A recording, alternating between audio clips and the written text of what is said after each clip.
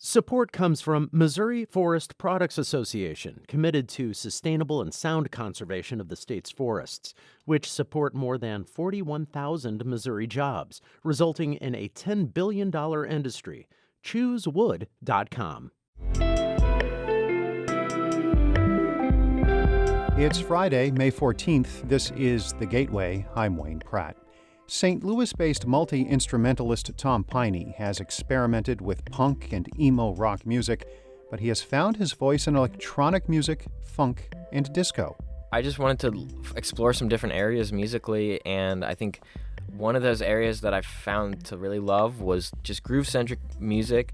Pini, Anthony Patton, and Keith Bowman make up Drangus. St. Louis Public Radio's Chad Davis will feature the electronic funk outfit that focuses on collaboration in just a few minutes.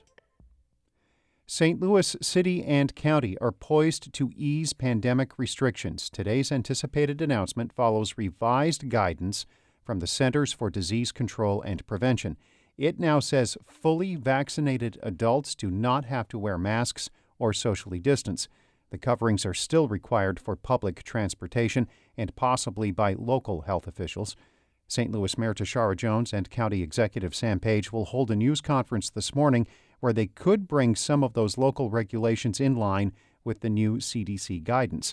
Kansas City is not waiting around. Mayor Quinton Lucas says an emergency mask order will be lifted at noon today because of the new CDC guidelines. In Illinois, officials are slated to ease capacity limits today as part of a so-called bridge phase of pandemic recovery. The move comes as vaccination progress in the state is slowing.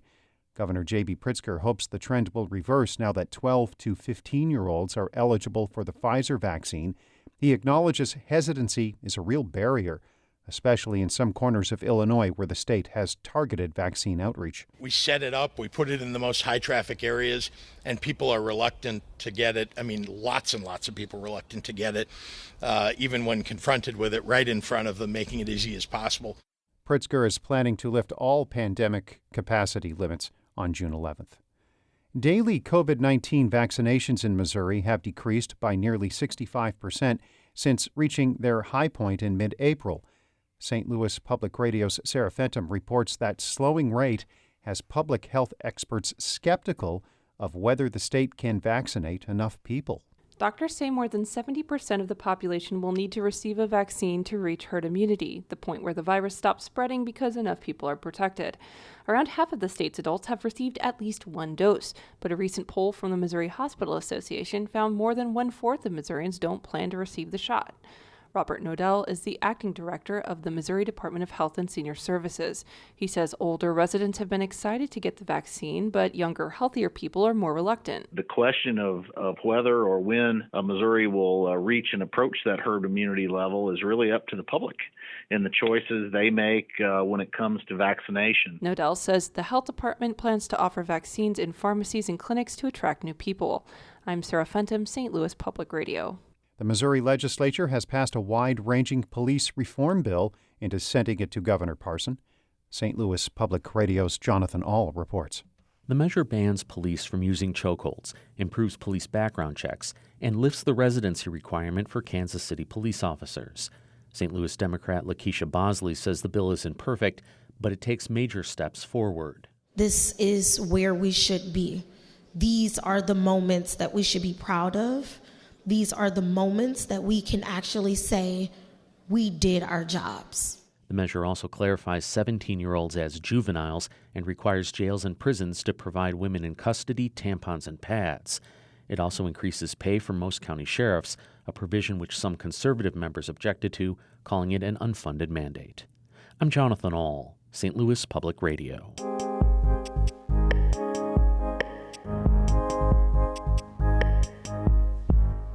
St. Louis-based multi-instrumentalist Tom Pini has experimented with punk, emo, and electronic music and has found inspiration in 1970s funk and disco.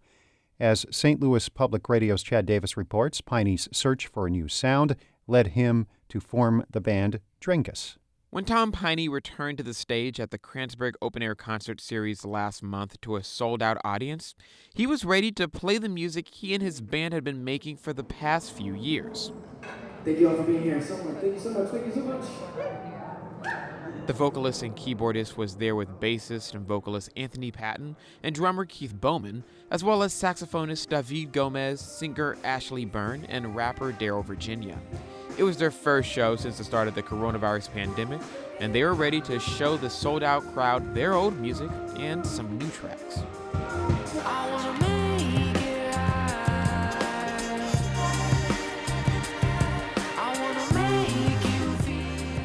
That's the song Make Right from the band's 2019 album Love Dust to Dust. The album is full of funky rhythms, electronic production, strong bass lines, and Pine's distinct falsetto. Pini says the band has been a way for him to depart from the sounds that he built his reputation on. I just wanted to explore some different areas musically, and I think one of those areas that I found to really love was just groove-centric music. 10 years ago, Pini was a punk rocker. I am boxing by your ride, I'll hold on to what I love. I am boxing by your ride, I'll hold on. He co-founded the group Family Might back in high school and released several projects, including the 2012 track Nothing Matters Smile, a brash and exhilarating punk song with loud guitars and drums. Pini gained notoriety for his work in the popular St. Louis-based indie band Foxing, which specializes in emo music. But after a year of playing guitar for them, he was ready to turn the page.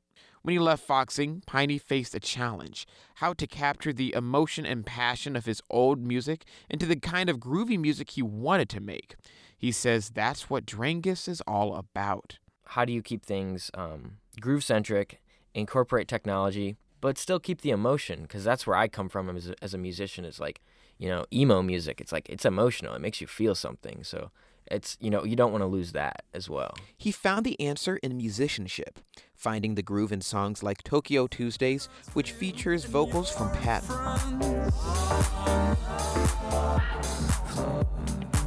Wish I could see me. I'm feeling groovy. This room is moving.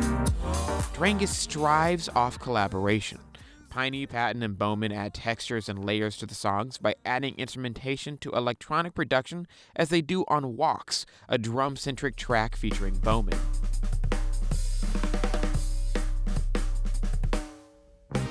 Bowman spent years working in jazz combos. He says his work with Drangus allows him to work on modern popular music. I was able to experiment, and I think that our music shows that, at least like with my drumming. Like, I'm able to do more extreme stuff, with Drangus. The three bandmates plan to draw on the talents of other St. Louis musicians. The track Future on More features Patton on background vocals and jazz trumpeter Kamali Cuffy Moore.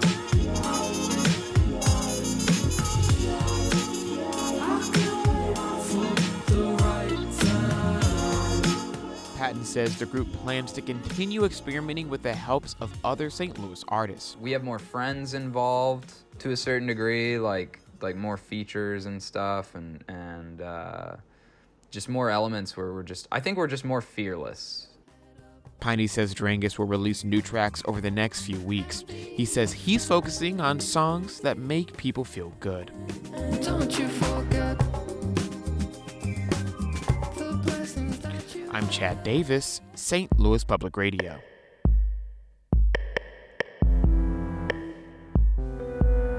Our David Casares edited that report. Shula Newman is the executive editor of St. Louis Public Radio, a member-supported service of the University of Missouri-St. Louis. Music by Ryan McNeely of Adult Fur. Have a great weekend. I'm Wayne Pratt. This has been The Gateway.